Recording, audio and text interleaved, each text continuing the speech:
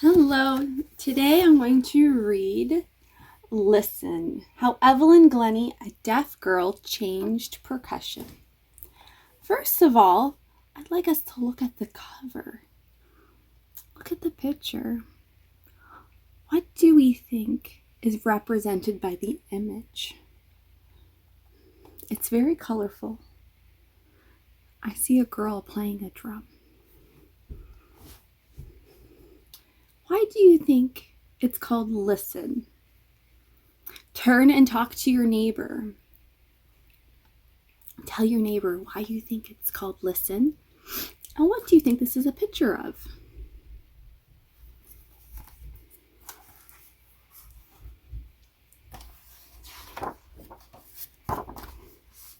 This is a story about music, of obstacles, of strength and hard work, of all you can accomplish when you dream, and if you listen. But if your ears can't hear the strum or hum or the thrum of a melody, can music still swirl and whirl? It did for Evelyn Glennie. Listen. Let's think about, what does it mean to swirl and whirl? Can music swirl and whirl? What does that look like? If I go back to the cover, does it look like the music is swirling and whirling?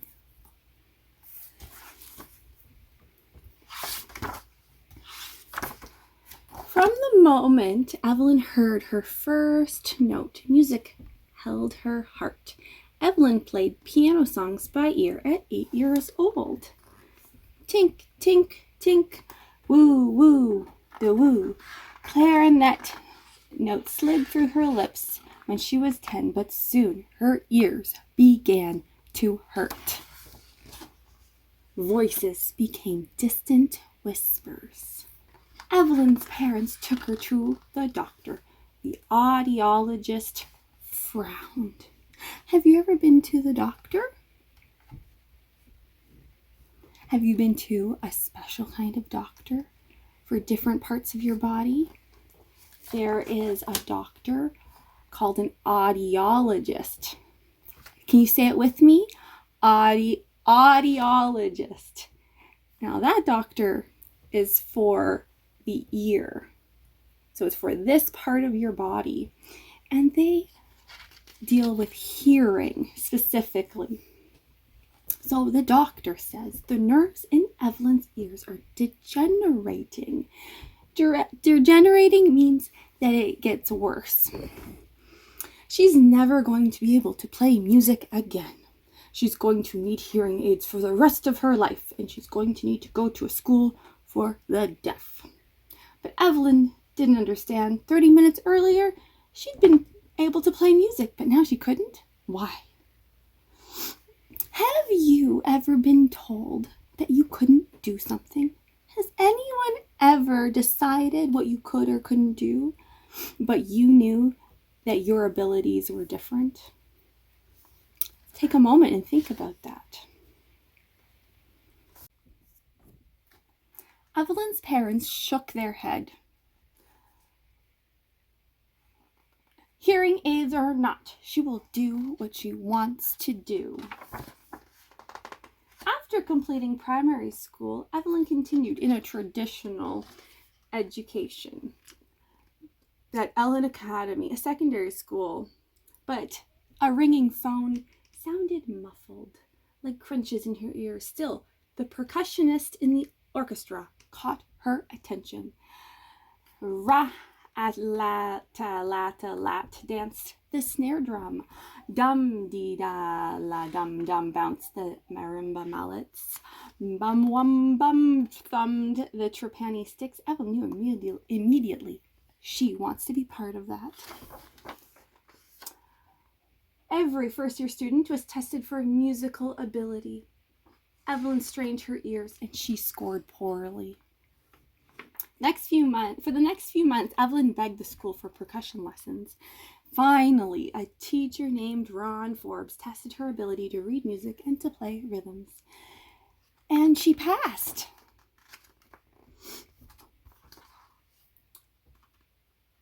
So, for her first assignment, her teacher gave her a strange assignment. He sent her home with a snare drum. No instructions, no sticks, no stand, just a drum.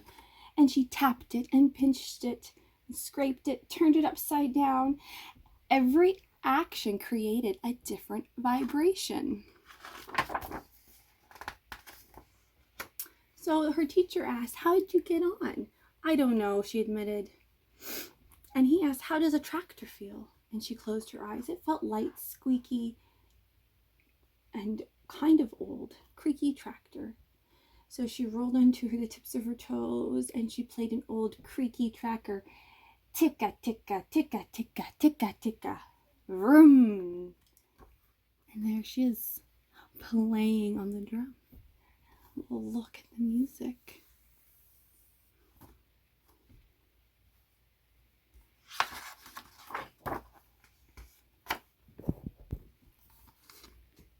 Evelyn, do you think you could hear more if you took your hearing aids out? Evelyn looked at Mr. Forbes as if he had 3 heads, but she took them out. Mr. Forbes and Evelyn placed their hands on the wall of the classroom. She watched his lips for the direction, listen. He struck the timpani, a big drum that makes big vibrations. Whoom, whoom. Then he asked a question that changed her life forever. "Evelyn, where can you feel the sound in your body?" Evelyn's whole body resonated. Resonate. That means she can feel it in her body. Her belly, her back, her legs, her feet. She kicked off her shoes. Her heart raced. Boom, vibrations moved through her fingertips, her hands and arms, and then crossed her chest. She had found a sea of sound that belonged only to her. In that moment, every other sense intensified. It was as if Evelyn's whole body had become one giant ear.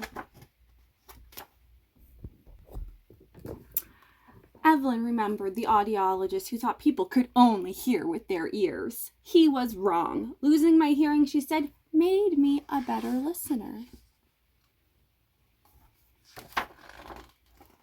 Evelyn became the first full-time solo percussionist in the world. Let's think back to the people in Evelyn's life and how things changed. First of all, she was told no. She said she couldn't do something. And then she had people who listened to her. There are many people in Evelyn's life that thought they knew what she could do. And I want you to think about all the people in the book. We're going to make a list on the board. There is the audiologist, her parents, her teacher, her friends at school, and then I want you to give me one example of how they listened to Evelyn or how they made a judgment about her abilities. So we're going to make this chart on the board with how different characters perceived Evelyn so that we can understand different stereotypes about deafness. And I want to ask you a question that you get to discuss in a small group. And I want to know, first of all, have you ever been told no, you couldn't do something? And that someone judged that you weren't capable of doing something? And what's something that's really important that we should remind ourselves of when we meet someone who might be deaf or someone who might have a disability? Evelyn's friends and teachers judged what they thought she could do and how they thought they knew what her abilities were. And she shows us in this book that she taught herself how to listen, and she even uses the expression that her body became like her entire ear. So she was listening to the vibrations of sound in her body. And a really neat fact about Evelyn is that when she is on stage as a famous percussionist, she performs barefoot. So she uses her feet to feel the vibrations in the floor. Some of the vocabulary that we learned were audiologist, profound. That means someone who can hear almost nothing at all. That's profound deafness. Percussionist is someone that makes vibrations by hitting an object. So that could be wind chimes, xylophones, drums, tambourines, and maracas. Those are all percussion instruments. The other vocabulary that we learn is to describe sounds, swirl and whirl, hum and thrum.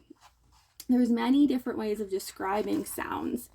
And there are some pictures. There's pictures of the sounds. So not only do we hear sounds, but we can imagine that we are seeing sounds as well. So that is Listen, How Evelyn Glennie, a Deaf Girl, Changed Percussion.